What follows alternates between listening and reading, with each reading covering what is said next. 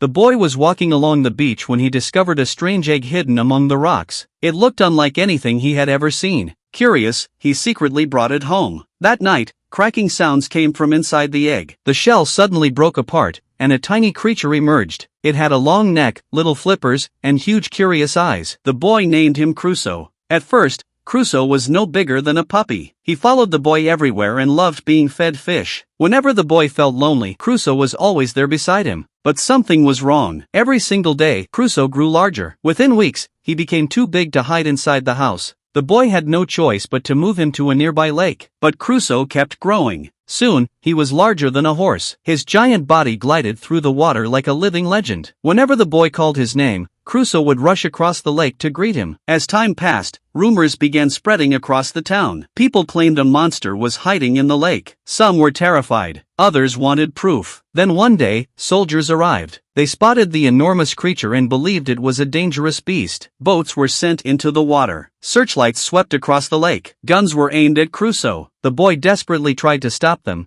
but nobody listened. He knew the truth. Crusoe had never hurt anyone. The creature only wanted to protect the people he cared about. Just as the soldiers prepared to fire, Crusoe rose from the depths. The entire lake seemed to shake. Waves crashed against the boats as his massive body emerged from the darkness. Everyone stood frozen in shock. At that moment, they realized the monster they feared was never a monster at all. It was the boy's best friend. Knowing he could never be safe among humans, Crusoe slowly turned toward the open sea. The boy watched with tears in his eyes as his only friend disappeared into the horizon. But far out in the distance, a familiar roar echoed across the water, as if Crusoe was promising that he would never truly be gone.